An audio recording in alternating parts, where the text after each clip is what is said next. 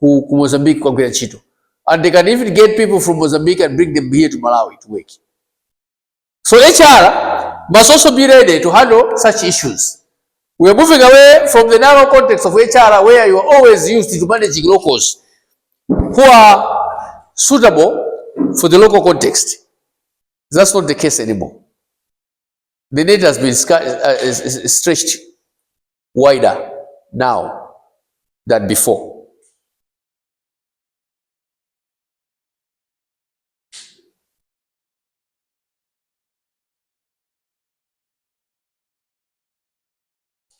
The net is now wider now than before.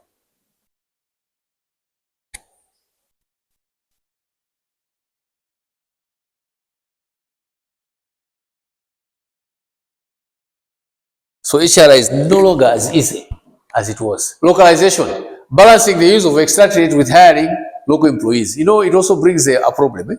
For example, we've seen it in football teams.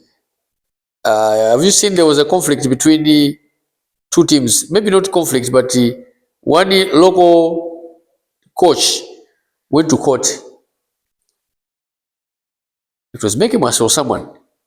He was coaching my national team and was getting salary as so much, but then his contract either was terminated, was fired, whatever happened. Then the Football Association of Malawi brought in an expatriate coach, a European, and paid him maybe 10 or 15 times. Yeah. So, but all of them, their responsibility was to coach. And surprisingly, the local coach managed to take the Malawi national team to qualify to Africa Cup. But the expatriate coach came, the team struggled heavily. Fine. I'm not saying the expatriate coach don't know how to play, to coach football. No, there could be other factors, language, whatever. But my point is, the point of contention was the issue of salaries disparity. Ladies. So when you've got expatriate and locals working under one roof, you always have those conflicts. Some locals would feel disgruntled to say, we're doing the same job, but our colleagues are getting more than us. Those things are likely going to happen. So HR must be ready to manage those situations. There is no clear-cut, straightforward answer to solve those problems. But all my point is, HR must be very ready to manage those situations. That's the point clear-cut that I'm bringing to your attention. We have to align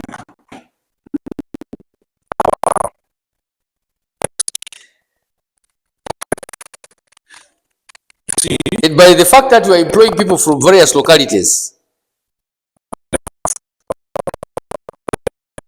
you're going to have the following. Yes. Yes. Cross-cultural training and development. These are under the International Human Resource Management. That in International Human Resource Management, the issues that you are likely going to encounter is to recruit at the global level, to manage various cultures. Remember that in the international HR, you are dealing with organizations that has got people from different countries and ethnic. now can you please, maybe I would say races. Not only people from you talk about people from different races. You have organizations. Say for example in South Africa. South Africa, because of their background of racial discrimination, I think they have created quotas. They wouldn't want an organization, a big one, just having only whites. I think by law it's not acceptable. They wouldn't want an organization only having one race, especially when it is big. Universities and particularly public organizations, universities, they would want a mixture. So what they do, you have to have a representation of different races, blacks, white, whatever. So what it means is that if you're an HR in South Africa, you must be able to understand that you are managing an organization with people who have various cultures. Now you see that in other cultures people are direct. They call a spade a spade. That's what in other cultures people are indirect. When they see a problem, they will not point it out. They'll go round, and then they'll miss it. For example, when you request for a loan to buy a car, in other cases, the manager will say, no, I don't have money to give you. In other cases, they will tell you, oh, you can apply. When they know they cannot give you, they say, oh, you can apply. So you apply. You follow up, oh, wait, we are yet to meet and decide. Then, the meeting took place, but by the time we were trying to start the issue of your loan, we got a phone call of an emergency. So the MD left. So we did not deliberate. When they know it's in the drawer, they know the answer is no. Then they'll come to you and say, we had tried. But because the problem we had last year, someone did not repay, they were not sure whether you're going to repay. So perhaps you just have to write a commitment that you can repay. What are they trying to tell you? We're not giving you the loan, but you must know yourself that the loan is not coming. You follow it up later, they'll say, no, currently our cash flow is too low to give you the loan. Let's wait for another maybe year. So if you've got someone who comes from a culture where they're used not to be told this truth directly, things have to go round, and then they have to conclude themselves. And then you have a manager who tells you, no, it's not. There's always a conflict. So you need to be aware of the fact that currently you are going to be able to manage organizations with various people from various cultures. So cultural awareness becomes very critical, where you provide training to employees to develop sensitivity and understand the cultural differences, which is crucial for effective communication. Because sometimes relationship between manager and subordinate can be affected purely on the basis of insensitivity of culture. What is it that can cause humor than the other? I'll tell you. In other cultures, it is very rude and unacceptable to call someone old, particularly in America. In America, you wouldn't tell someone to say, oh, this person with his age, meaning completely telling someone that you are old and you can't do this. Or perhaps commending them that they have done it well because they are old and experienced. Do not be happy. I said use the select button on your mouse. This one. You cannot, when you go to America, you find that taxi drivers, bus drivers, they're elderly people. It's unlike here. Here our economy is, participation in our economy is mostly. Don't leave. In the US, you want to get into a bus. You get into a bus, you find the driver is an elderly person. White hair. He's a bus driver. Just leave it there. You go on the taxi rank, you find an elderly person driving a taxi.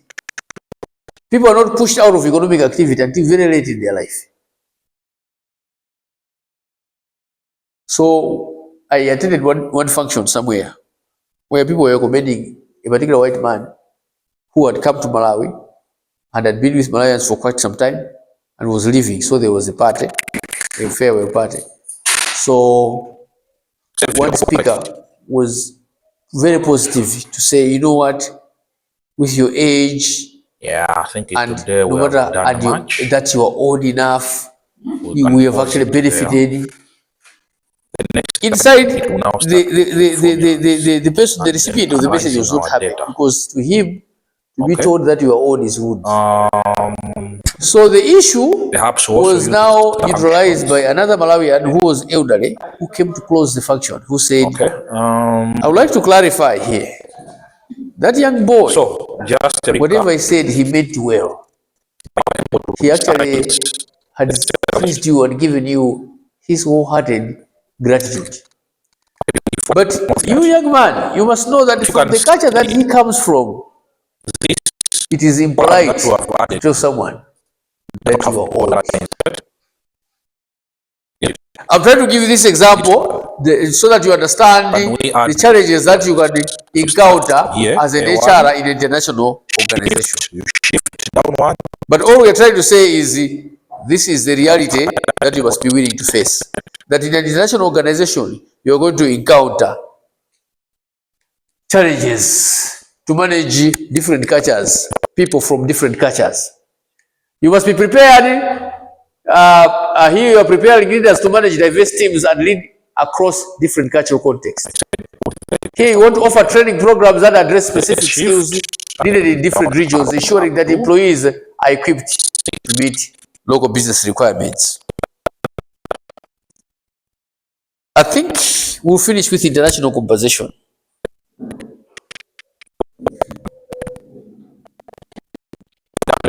We mentioned a little bit about this. These are compensation packages, designing competitive and equitable compensation packages that consider cost of living, taxation, and local market standards.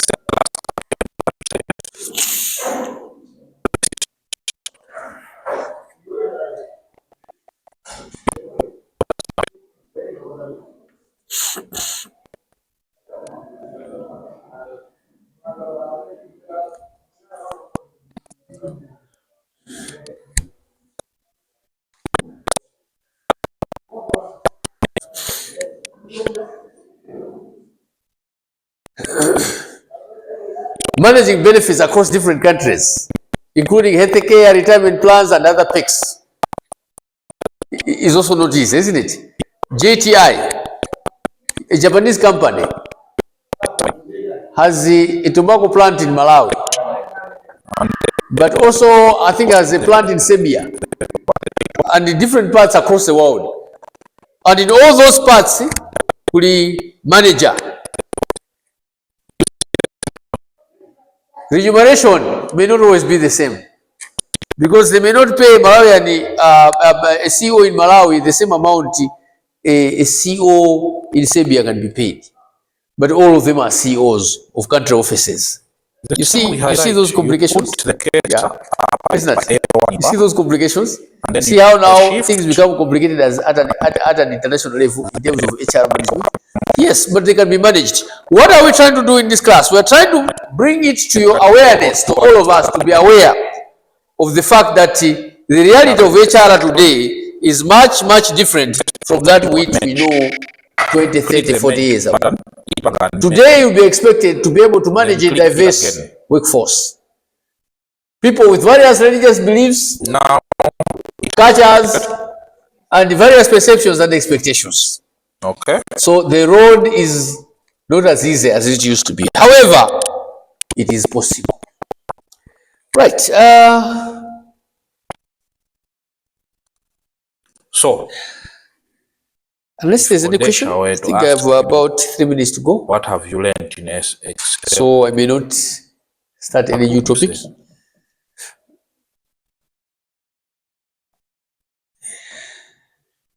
No question?